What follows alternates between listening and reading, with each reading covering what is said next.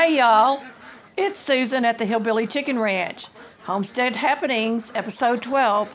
Today is Homestead Hospitality, creating cozy spaces on a budget. Not everything needs to be new. We live as frugally as possible. But it also doesn't mean we give up on creating a cozy space in our home either. In the background, I've been updating some playlists. I hope you enjoy the new titles. And one of the new playlists will be Front Porch Fellowships Live. That's every third Thursday of the month at 11 a.m. Central Standard Time. We are also in the month of Thanksgiving, and for that we're having a Thankful 50 Challenge 25, where you tag 3 channels. Use the hashtag Thankful 50 Challenge 25. Tag my channel, upload your video of 50 things that you are thankful for, and you don't have to be tagged to join. In December, my channel will be having a gingerbread Christmas. Be on the lookout for what I'm planning for our Christmas this year. We aren't rich by any means, and we actually live on a very tight budget. But how do we make it cozy in our home without breaking the bank? Aside from new appliances, there really isn't too much new furnishings in our home.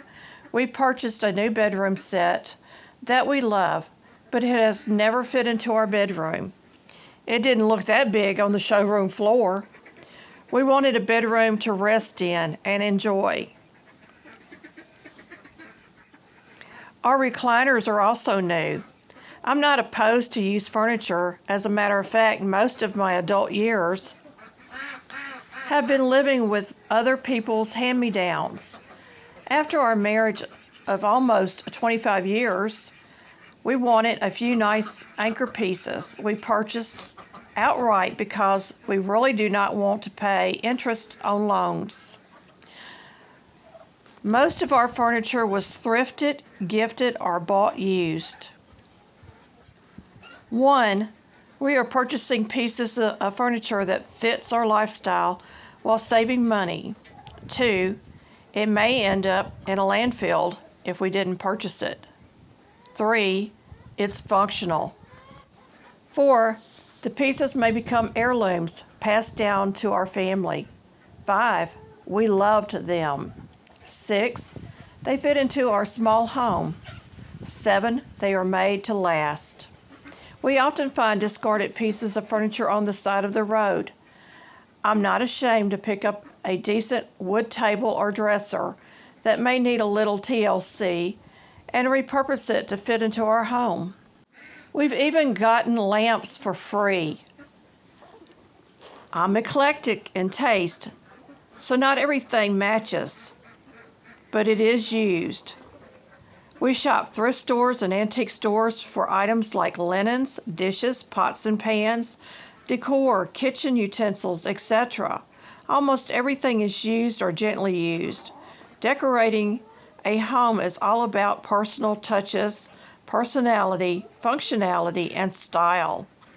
We want our home to reflect us like no other home, a home where our guests feel at home enough to kick off their shoes and stay a while.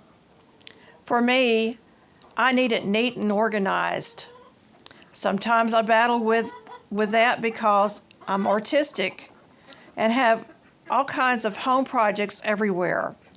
The home plan and layout also speaks of my artistic nature. An open floor plan or an individual rooms. Which would you prefer? It's learning what works for you and what doesn't, especially in a small home. Some people are natural decorators, others not so much. Whether the house is filled with antiques or new modern vibes, simplicity or extravaganza, doesn't really matter. But to you that lives there, it matters. I have clutter that shows we live. But some homes are neat as a pin, and you dream your home could be that neat and tidy as a museum. Not us. We live in a tiny home. It's 24 foot by 50 foot or 1,200 square foot, not including the 10 by 10 back porch area. So we make use of every space possible.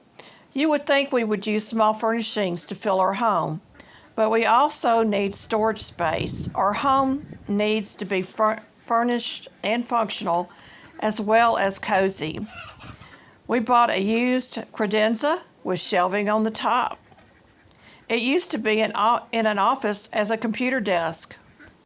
It fits perfectly on one wall in our dining room, and it stores all of our oversized appliances on the shelves. The closed bottom holds extra dishes and a few seasonal items. The top holds some of our collection of old lamps and other collectibles. With an open floor plan, it's the first wall you see coming into our side door, so it is a focal point. In front of that is a small farmhouse table with mixed wooden chairs. We bought that table and put it in our dining room online. A sliding glass door is next to that. We wanted to change that into a conventional door at some point that leads to our back porch. On this wall, we have a vintage Hoosier cabinet that we purchased from some dear friends. It holds my stepmom and stepdad's drinking glasses and a few other items. The living room is crowded with furniture. An old desk that belonged to my dad. A recent find on Marketplace was a church bench. We use it in place of a couch because the space is small. I have a couple of vintage tables used to hold our house plants. The church bench sits in front of the window. Towards the front door, there's another piece of history and memories for me. An old Singer sewing machine that at some point was turned into an electric machine. My mom always had her Singer treadle machine in the living room or dining room area, so it stands as a reminder for me. Behind the two recliners is a china cabinet that was gifted to us. It's loaded with beautiful set of china from another friend of ours, and the china is pink. The top is loaded with chickens and more oil lamps. Beside that is the bedroom armoire that doesn't fit in our bedroom. It's loaded with quilts and other things. Storage, storage, storage. The top of it too holds some family heirlooms and oil lamps. We decorate with oil lamps, and I have been collecting them all my life. I even had my dad's oil lamp that he learned to read by up there. Needless to say, not much wall space for decorating. But I did do a decoupage lettering on my wall that says farmhouse. It's in wooden letters that I picked up at a local thrift store, and I took some colorful paper napkins and fabric and foil and decorated each letter. There's another wall that's over our entertainment center, and we used old wooden crates to house the DVDs and DVD player underneath our TV. We used thrifted crosses on two walls along with window decorations. In the corner is another small wall area for family photos. Are you visualizing our home in your mind? You might want to check out some of our older videos to see what we're talking about. The master bedroom door opens into the living room with a tiny wall between the bedroom and the kitchen. It holds a Native American water jug that's hand-painted and signed, an Irish blessing embroidery piece I picked up at a yard sale, and a family picture. The kitchen really doesn't have much wall decor, but I did make some farmhouse curtains for the window over the sink. One wall has artwork by my friend and a sign over our door that I repurposed that says, "Live by Faith."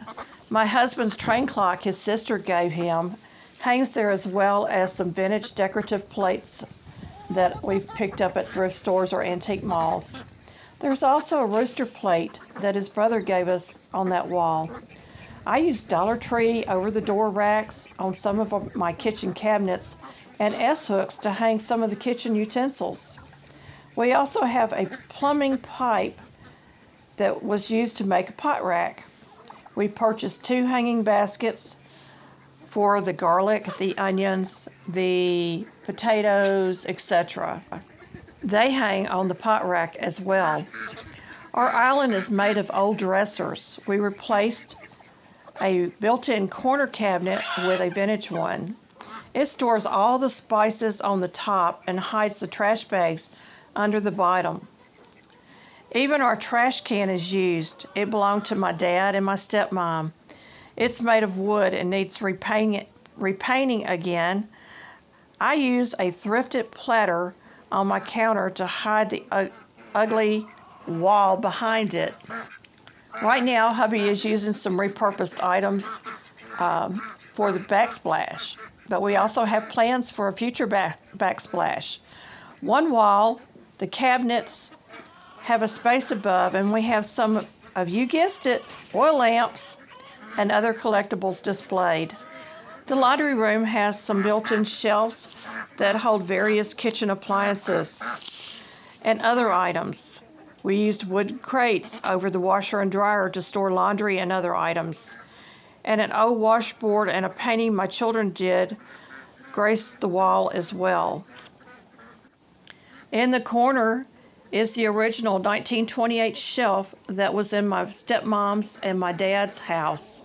And we use old brass container to hold our dust mops, my canes, and anything else that needs to be placed there. Our home is mostly decorated with useful or sentimental items.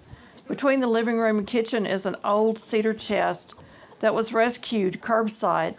It holds my friend's gnome house that she made from driftwood. I like a little whimsy in my home. The 2 smaller bedrooms are being converted into full functioning pantries. There's no glitz or glamour, just plain functional spaces. The main bedroom is decorated with thrifted and gifted artwork. Our wedding pictures. It's a private sanctuary. It's painted in a very pretty purple. The master bath has a beautiful painting over where the tub will eventually go. We installed a full-length mirror. There's a chicken rack in there as well as an old medical scales. The scales were rescued from an old medical office. Hubby put some shelves rescued from the church renovation to hold our towels. The sink basin is an old cast iron sewing machine base with a granite composite top and a decorative sink. The bathroom has a small window in it, and there's some homespun curtains from a thrift store hanging on those. Our guest bathroom is pink. I mixed leftover paints and got pink, and that was the last room painted. Recently, I purchased a vintage look shower curtain. It really gave the small room character, and on one wall is my friend's artwork that we were gifted, and a wire shelf basket that holds a candle and a glass jar and all my excess soaps. It is a rack for towels underneath. I use vintage cotton towels on the shelf of the rack. Beside it is a vintage starburst metal art piece, you guessed it, from a thrift store. It's from a period of the 1940s, 50s, or 60s. We're not really sure what era it's from. We thrifted a mirror for over the sink, and the sink base came out of the church parsonage that we attend. Over the toilet is another rack found on the side of the road, or it may have been gifted.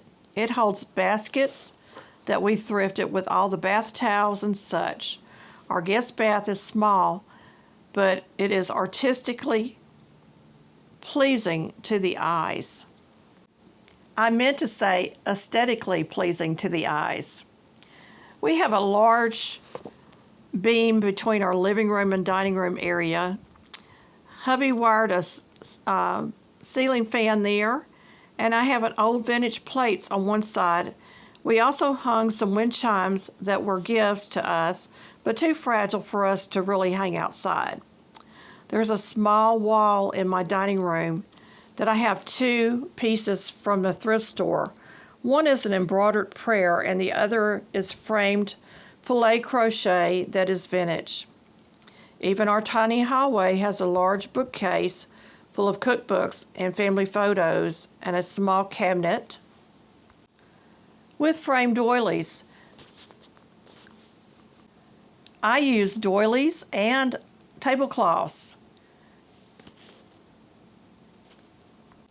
We cover our chairs because of our pets. No rugs to trip over except in the bathroom and by the kitchen sink. As you can tell, being frugal doesn't mean we aren't comfortable. Our home is lived in. Everything has a purpose. We use things that we already have to decorate with, and we enjoy changing it slightly with the seasons. It doesn't matter if you buy it new or used. If you love the things around you, your home will be inviting and cozy for years to come. Thank you for visiting our home. It's no museum, but it's our work in progress. Excuse the pets, the pet hair, and some clutter. We live here. Our podcasts are every Tuesday at 6 a.m. Central Standard Time. I hope you will join me then. Until the next time, be blessed and check out all the content throughout the week. There's a lot of great things coming out. Happy November! Next week, episode 13 will be on thankfulness on the homestead.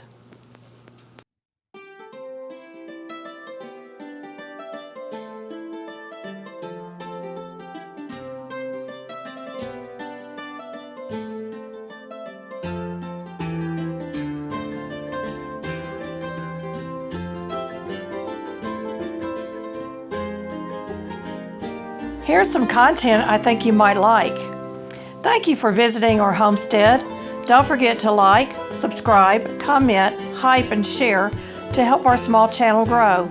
See you next time for more simple living, frugal tips, and farmyard fun.